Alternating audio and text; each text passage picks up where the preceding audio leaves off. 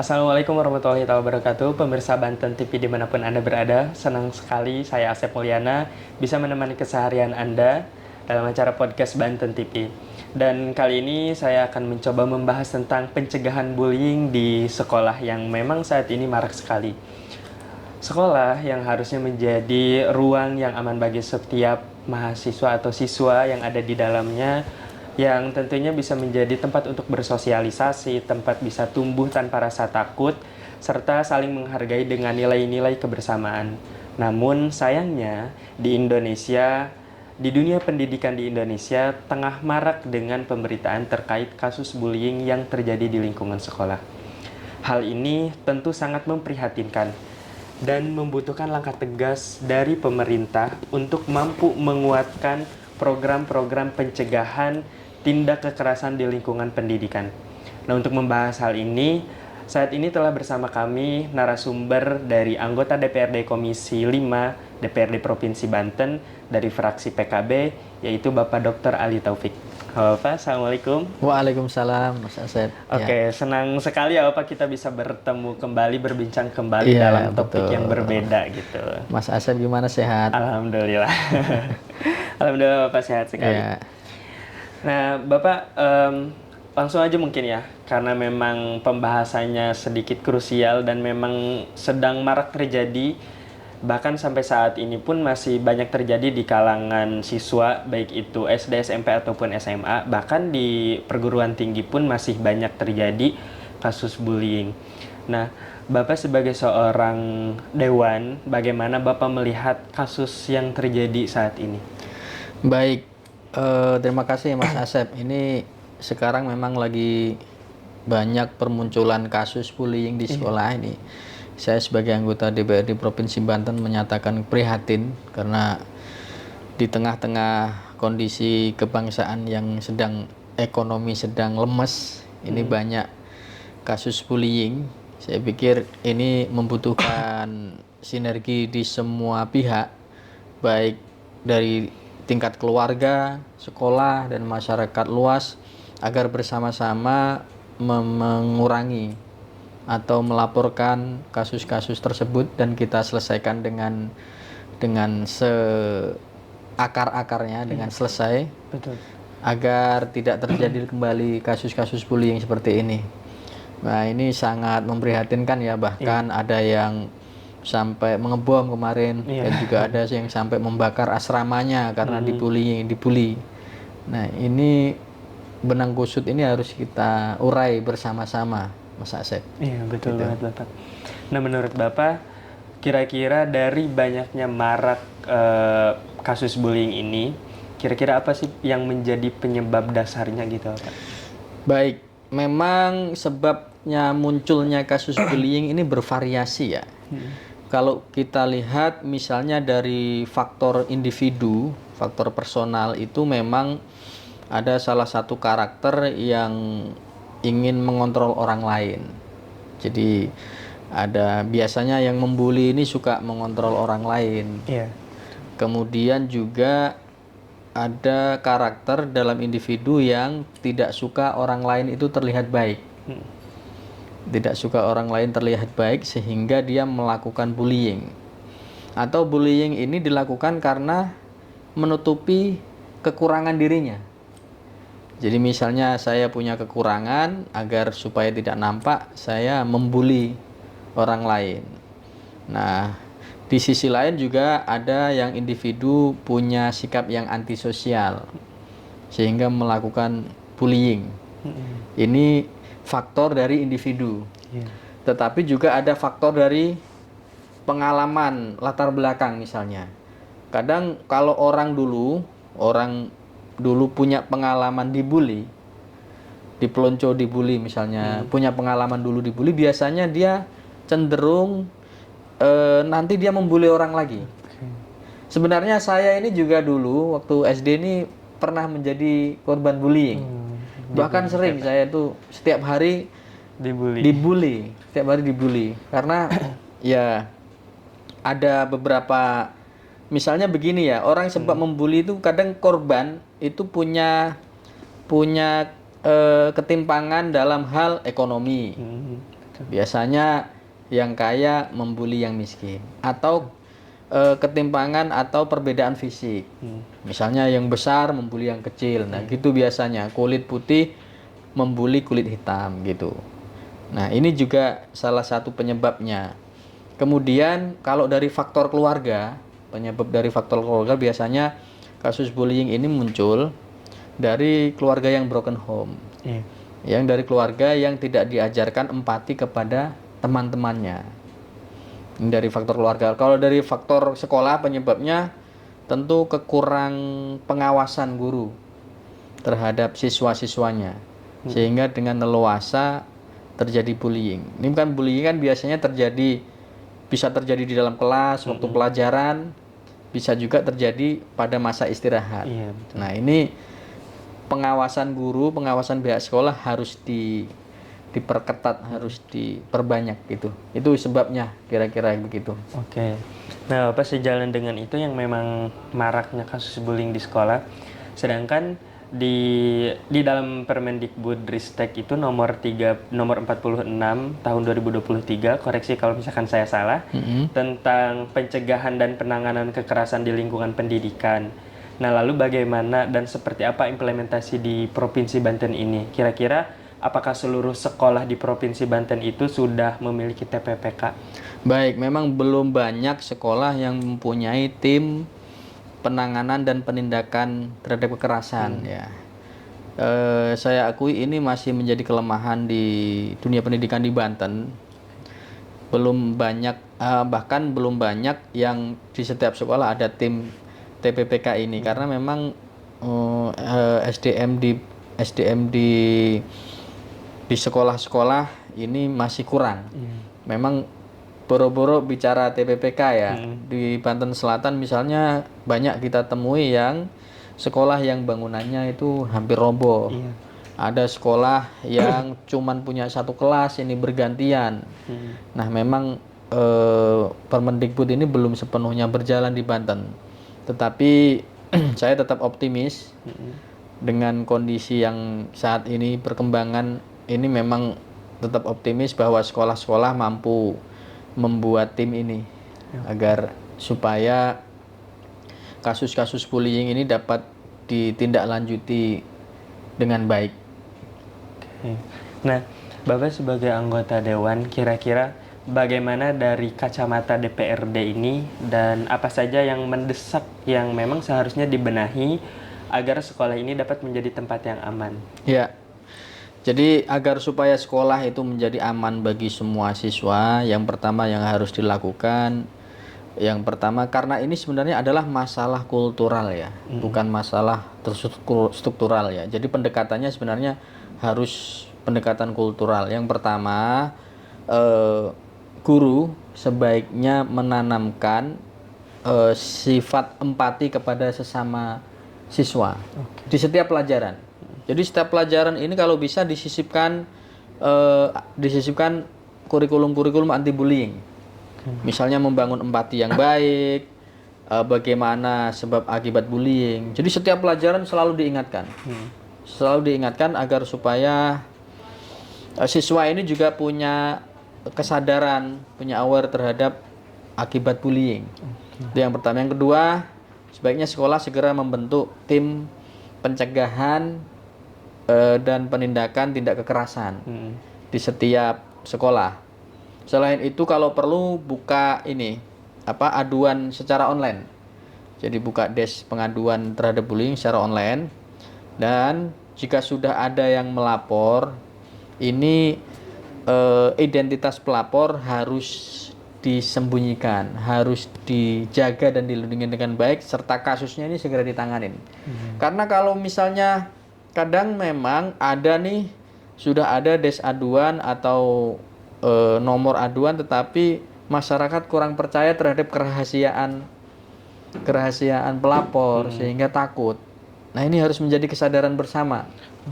Selain itu di keluarga juga harus diajarkan juga menanamkan empati kepada sesama. Betul. Ini penting. Ini sangat yang harus krusial, harus segera dilakukan oleh sekolah dan oleh keluarga siswa. Oke. Nah, Karena memang banyak banget ya Pak kasus bunuh diri yang memang itu didasari awalnya dari bullying gitu ya Betul, Pak. betul, betul. Oke. Nah, seperti apa sih Pak peran DPRD ini dalam mendorong pencegahan kekerasan di lingkungan pendidikan? Baik, jadi sebenarnya di DPRD ini sudah kita dorong misalnya penguatan terhadap Dinas Pemberdayaan Perempuan dan Perlindungan Anak. Ini sebenarnya masuk di situ sebenarnya.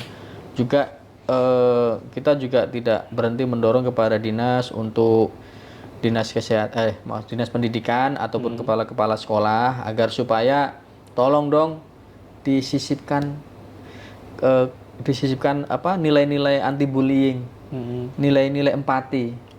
Jangan di sekolah ini hanya sibuk menyelesaikan materi yang dikejar di buku. Kadang guru memang harus dikejar menyelesaikan materi. Tapi tolong disisipkan nilai-nilai empati kepada masyarakat, empati kepada siswa, sifat menghormati dan lain sebagainya. Ini kami sedang mendorong melalui rapat koordinasi kepada Dinas Pendidikan dan juga Dinas Pemberdayaan Perempuan serta Perlindungan Anak gitu. Oke. Nah, sejalan dengan itu ya Pak dorongan dari DPRD dan memang karena masih maraknya dan biasanya tiap tahun yang saya lihat gitu ya Pak kasus bullying itu makin meningkat gitu ya Pak. Nah, kira-kira kalau dari Bapak sendiri kira-kira diperlukan atau enggak sih perda yang memang dikhususkan untuk bullying ini gitu? Seperti yang saya sampaikan tadi, bahwa kasus bullying ini bukan kasus yang terstruktur ya, kasus struktural ya. Jadi kasus kultural, jadi pendekatannya juga harus kultural. Saya kira tidak perlu membuat perda, tetapi yang penting aksi di lapangan. Karena kadang-kadang ini sudah kita bentuk perda, tapi pelaksanaannya tidak maksimal, sama saja. Aturan-aturan yang ada itu sebenarnya sudah cukup, cuman memang pelaksanaannya aja diperbaiki. Seperti yang saya sampaikan tadi, ini pendekatannya harus kultural. Pendekatannya itu kultural itu melalui keluarga, melalui pendidikan anak, melalui diselipkan nilai-nilai anti bullying terhadap di pelajaran-pelajaran, semua pelajaran. Jangan hanya pelajaran agama atau pelajaran budi pekerti, tapi pelajaran matematika, pelajaran sains, pelajaran dan lain semuanya disisipkan nilai-nilai empati agar siswa ini juga punya awareness terhadap anti bullying. Memang kan kasus bullying ini sebenarnya seperti gunung es ya, yang sebenarnya sudah banyak di dasar laut, di dasar airnya, di dasarnya. Cuman belakangan ini baru muncul karena ada reaksi yang luar biasa dari korban. Iya betul. Ada yang membakar asramanya, ada yang ngebom.